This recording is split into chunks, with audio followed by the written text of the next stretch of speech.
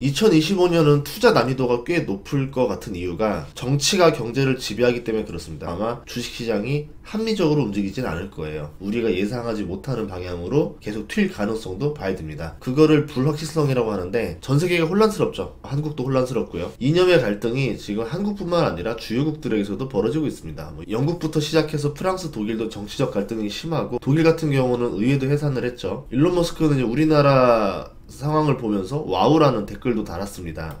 미국도 이번 직전까지 갈등이 심했었죠. 트럼프 총격 사건 때만 해도 만약 그때 사망했다면 내전이 벌어질 뻔했어요. 미국 내전을 상상해서 만든 11호라는 영화가 있는데, 지금은 미국을 걱정할 때가 아니죠. 미국은 선거가 끝났고 다른 나라들은 지금 혼란하고 우리나라도 혼란하고, 민주주의 형식을 갖춘 나라들은 많은데 선거 자체가 없는 나라는 거의 없습니다. 그래도 민주주의가 가장 합리적이라 생각하기 때문에 대다수 국가가 민주주의를 선택을 했고, 민주주의는 고대 아테네부터 시작해서 3000년 넘게 내려오고 있습니다. 문제는 3000년이 넘었어도 개선되지 않는 문제점들이 있어요. 항상 위기가 오고 악용되고도 있습니다. 전 세계가 민주주의 갈등을 겪고 있는데요. 트리거만 나오면 붕괴될 조짐도 나오고 있어요. 모더니즘에서 포스트 모더니즘으로 가면서 집단주의가 개인주의로 갔죠. 그럼 개인주의 다음은 어디로 갈까요? 다음에는 탈국가주의로 갈 가능성이 있어요. 저희 세대야 민주주의를 대학 가면 많이 배웠잖아요. 많은 분들이 잘 알고 계시겠지만 저보다 어린 동생들, 2030들은 잘 몰라요. 그래서 민주주의에 대한 본질 자체만 이야기를 하려고 합니다. 우리나라 얘기하는 거 아니에요. 그냥 올해는 정치가 경제를 지배하는 해니까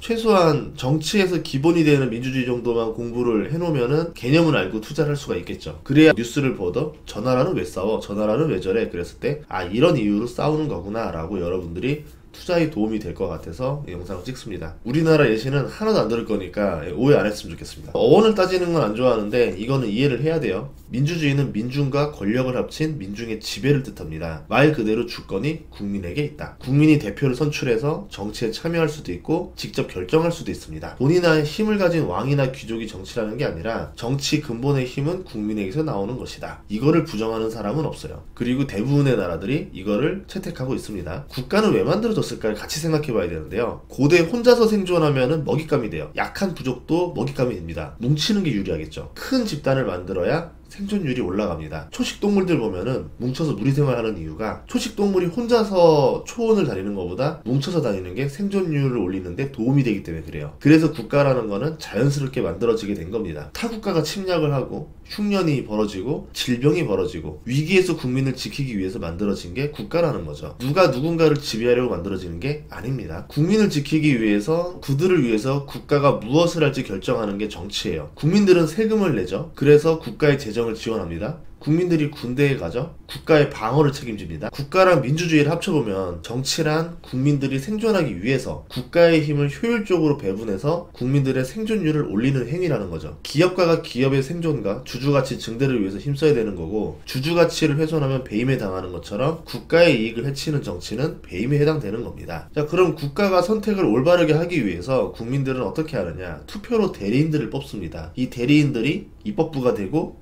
행정부가 되죠. 사법부는 여기를 견제합니다. 3권이 분리돼 있죠. 서로를 견제합니다. 국민이 뽑은 사람들이 배임하지 않도록 시스템을 구축한 거죠. 이게 현대의 민주주의예요. 민주주의가 국가마다 달라도 핵심 원리가 있습니다. 자유, 평등, 참여와 전제, 법치주의죠. 고대 아테네의 직접 민주주의로 시작해서 중세를 거쳐서 영국의 명예혁명, 미국의 독립전쟁, 프랑스 혁명을 거치면서 근대 민주주의가 완성이 됩니다. 민주주의라는 제도를 많은 이들의 피와 눈물로 다듬어가면서 만든 거예요. 오랜 시간 동안 다져서 만든 민주주의라는 시스템에도 불구하고 약점은 많이 있습니다. 그리고 그 약점이 3000년째 해결이 안 되고 있어요. 민주주의가 시작된 고대 아테네 이야기에 답이 담겨 있을지도 몰라서 아테네 이야기를 해보도록 할게요. 아테네의 민주주의가 꽃피울 수 있었던 게 델로스 동맹입니다. 아테네는 척박한 땅이에요. 그래서 곡물을 수입해야 되고 해상 무역이 발달했습니다. 올리브유, 와인, 도자기를 팔고 곡물을 수입해서 경제를 유지했죠. 그런데 아테네에 은광도 있었어요. 이 은광을 가지고 화폐를 만들어서 무역에 활용을 했습니다. 은화를 생산하고 유통시키니까 달러를 찍어내는 기축통화국처럼 그런 역할을 한 거죠. 그리고 노동력은 노예로 충당을 합니다. 그러니까 제조업이랑 농업에서는 시민들이 일을 하지 않고 시민들은 무역이랑 금융에 집중한 국가 형태라 볼 수 있겠죠. 영화 300에서 보던 것처럼 페르시아가 침공하고 나서 재침공을 대비하기 위해서 아테네가 주도로 하는 델로스 동맹이 형성됩니다. 이 동맹국들에게 다른 도시 국가들은 해군력을 보호받는 대가로 공납금을 냈어요. 그렇지 않으면 자신들이 해군을 양성해서 상선을 지켜야 되는데 델로스 동맹에 가입해서 아테네한테 돈을 주고 보호를 받는 게 더 이득이라는 거죠. 이게 아테네의 국력과 경제력 확충에 도움이 됐습니다. 자국의 해군력을 동맹국들의 돈으로 점차 키울 수 있으니까 무역로를 장악할 수가 있죠. 그리고 아테네가 지켜주는 무역로는 안전하다 보니까 아테네를 중심으로 무역망이 집중되게 되는 겁니다. 이 고대 무역은 엄청나게 남겨먹는 장사예요. 과거에 후추라던가 홍차라던가 이거 하나로 권력을 줄 수 있었거든요. 여기서 나오는 부가 받쳐줬기 때문에 고대 국가였었지만 예술과 철학이 발전할 수가 있었습니다. 그러니까 우리가 아는 민주주의는 이런 바탕에서 꽃을 피우게 된 거죠. 가난해도 민주주의 국가를 하는 국가들이 있다 이렇게 말을 하지만 이게 확률적으로는 가난한 국가들은 독재의 유혹을 받을 수밖에 없어요. 국민들에게 받은 세금들 그리고 국가가 가진 것을 활용해서 다시 누구에게 나눠줄 것인가가 정치의 핵심입니다. 가진 것이 없는 국가는 나눠줄 게 없어요. 누구에게 줄 것인가에 문제가 발생했습니다. 빵이 10개고 사람이 10명이면 적당히 내 몫이 있다라고 믿어요. 분배에 대한 믿음이 생기는 거죠. 그래서 정치에 참여를 하기보다는 생산에 집중하려고 합니다. 빵이 1개고 사람이 10명이면 어떻게 될까요? 내 몫이 없다라 생각하겠죠. 그럼 뺏기지 말아야 된다는 생각을 합니다. 얼마 안 되는 자원이랑 세수를 독점하려는 자가 생기게 되고 받을 몫이 없는 다수는 정치에 관심을 버리거나 아니면 그것을 다시 뺏으려고 달려들죠. 내분이 일어나게 됩니다. 아프리카에서 많이 보고 있는 장면인 거죠. 그러면 돈도 많고 힘도 세고 성공적으로 자리 잡은 고대 아테네 민주주의는 왜 망했느냐? 해상강국 아테네가 결국 확장을 하다가 육상강국 스파르타랑 충돌하게 돼요. 전쟁이 길어졌어요. 그러면 인적 물적 피해가 심해지죠. 지금의 상황이랑도 맞물릴 수 있습니다. 중국과 미국이 서로 충돌하는데 시간이 길어지고 러시아와 지금 EU의 갈등이 길어지기 시작하고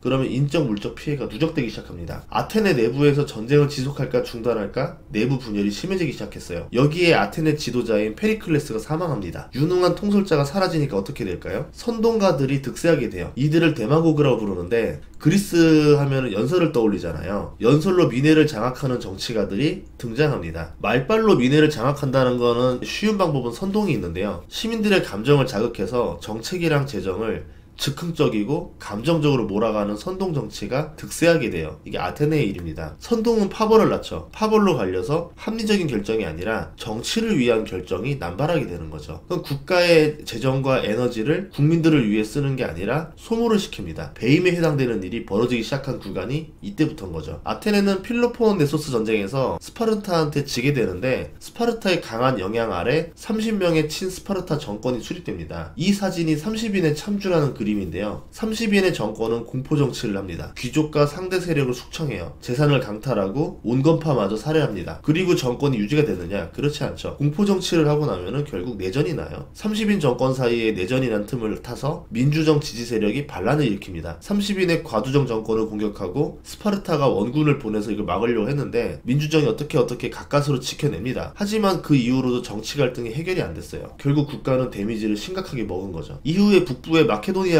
부상하고 아테네 테베 연합군이 대패합니다. 이 대패할 수밖에 없는 게 나중에 보면 알겠지만 여기서 알렉산더 대왕이 나와요. 그러니까 알렉산더 대왕 밑에 지배를 받게 되면서 아테네만의 독립된 민주주의는 유명무실해지죠. 아테네 역사에서 민주주의 문제점을 찾을 수가 있는데 세력을 확장하면은 그러니까 경제가 성장하면 빈부격차가 발생한다. 계급 간의 차별 등 이 내부 균열이 발생할 수밖에 없습니다. 이거를 얼마나 잘 봉합하면서 성장해 나가느냐가 핵심이 되겠죠. 다행스럽게도 민주주의가 여러 단계를 거치면서 수정 자본주의를 많이 택해요. 그래서 부자들한테 세금을 많이 걷고 가난한 사람들한테 복지를 그러면서 민주주의 안에서 이 갈등을 최소한으로 줄이려고 노력은 하고 있습니다. 하지만 이게 해결된다는 말은 아니에요. 인플레가 벌어졌다가 이제 금리가 내렸다 올랐다 하면서 경제가 호황기와 불황을 왔다 갔다 하죠. 그럴 때마다 가난한 사람은 점점 더 가난해지고 부자는 점점 더 부자가 됩니다. 수정 자본주의를 한다 하더라도 결국 경기 호황과 불황의 반복으로 인해서 빈부격차는 점점 벌어지더라. 이거로 인한 내부 갈등도 나올 수밖에 없다라는 거죠. 강력하고 유능한 지도자가 있을 때는 그 나라가 잘 발전을 하지만 그 지도자가 영원한 건 아니거든요. 결국 사라지게 됩니다. 그런 민주주의도 견제와 균형의 힘을 잃어요. 우리나라 역사에서도 보면은 성군 정치를 하다가 결국 그 다음 때 갈등을 겪죠. 공백이 발생한 거예요. 그러니까 리더십의 공백이 발생하면은 내부 갈등이 생기고 선동 정치가 득세하게 됩니다. 빈부격차랑 선동 정치가 만나면 어떻게 되느냐? 포퓰리즘을 낳게 되죠. 국가를 위한 합리적인 선택보다는 즉흥적이고 이기고 감정적인 선택이 득세하게 됩니다. 아르헨티나가 잘 살던 나라에서 가난하게 된 이유가 이 포퓰리즘 때문에 그렇게 됐거든요. 그러니까 국가가 주는 복지랑 포퓰리즘은 또 다른 거예요. 그러니까 수정 자본주의에서 말하는 이제 가난한 사람들한테 주는 이 복지와 포퓰리즘은 또 다른 얘기입니다. 그러니까 복지를 하지 말자는 얘기가 아니라 포퓰리즘을 하지 말자는 얘기예요. 그러면서 전쟁이라던가 아니면 이제 경제력이 약해지는 상황이 온다던가 이렇게 됐을 때 외부 세력의 압박을 받게 되면은 정치적으로 굉장히 불안해집니다. 왜냐하면 사대주의가 등장하기 시작해요. 저 나라가 강하니까 저 나라에 이제 빌붙자, 아니다 우리나라 자주적으로 가자, 이러면서 정치적으로 갈등이 세게 되죠. 권력 투쟁이 심해지면 어떻게 됩니까? 정변을 겪을 수밖에 없죠. 민주주의 체제는 정변을 겪고 나면은 심하게 훼손을 받습니다. 아테네는 이 5가지 이유가 합쳐지면서 망했는데 현대 국가들이라고 해서 이 문제를 안 겪는 게 아니에요. 그리고 나라가 평온할 때는 민주주의 시스템이 잘 돌아갑니다. 나름대로 긍정적인 면들이 많아요. 그런데 나라가 위기일 때는 이것들이 제대로 돌아가지 않는 모습들을 종종 보여줍니다. 특히 세계적으로 국가 간의 갈등과 전쟁, 정치적인 갈등이 곳곳에서 벌어지고 있는데 지금은 글로벌적으로 봤을 때 평온한 시기는 아니에요. 이집트가 건국되고 나서 한 5,000년 됐습니다. 근데 민주주의는요, 제2차 세계대전이 끝나고 제국주의와 식민지가 사라진 지 80년밖에 안 됐어요. 그러니까 서양이나 이런 나라들은 민주주의가 오래됐지만 다른 국가들은 대부분 민주주의를 도입한 지 100년이 안 된 나라들이 굉장히 많다는 거예요. 그러면서 강대국들이 자본을 투하하고 이 나라들을 도와주면서 민주주의를 도입시켰죠. 그렇기 때문에 어느 정도 먹고 살기 시작하면서 예술과 철학이 발전하면서 대중들의 어떤 지식이나 교양이 좋아진 상태에서 나오는 민주주의가 아니라 그냥 주입식 민주주의가 되고 가난한 상태에서 나눠 먹을 게 없는데 무슨 민주주의야? 이러면서 갈등이 나는 형태로 등장한 국가들이 굉장히 많아요. 100년 사이에 또 기술혁명이나 문명발전이 너무 빠르게 일어났습니다. 이 속도를 따라가지 못하는 거죠. 민주주의의 약점은,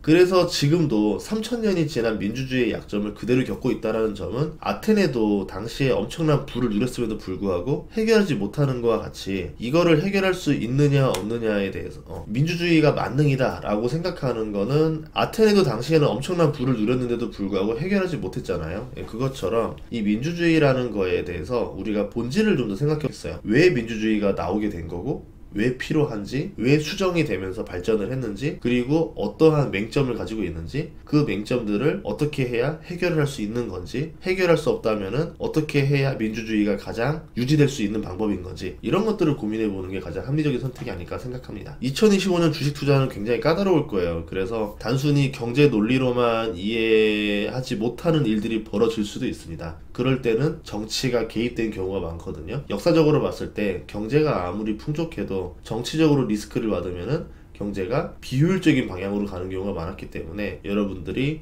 한번 공부를 해봤으면 좋겠어요. 스스로 공부해보고 경제에 정치가 어떤 영향을 주는구나, 그럼 내가 어떻게 투자해서 살아남아야 되겠구나 라고 생각하시면 좋을 것 같습니다. 불확실할 때는 방어적인 거에 대한 수요가 더 쏠리게 되면서 방어적으로 투자를 한 건데 오히려 주가가 더 많이 오르는 경우가 있습니다. 대표적으로 이제 2022년 인플레이션 심할 때 허쉬라던가 그런 회사들 보면은 정말 인플레 방어주거든요. 기호식품이기 때문에 이런 주가들이 50%씩 오르면 오히려 성장주보다 더 좋은 수익률을 줬었죠. 투자라는 거는 공격과 방어의 타이밍을 잘 계산해서 들어가는 게 중요하다고 생각을 합니다. 다음 시간에도 좋은 정보로 찾아뵙겠습니다. 구독과 좋아요, 알림 설정 부탁드릴게요. 고맙습니다.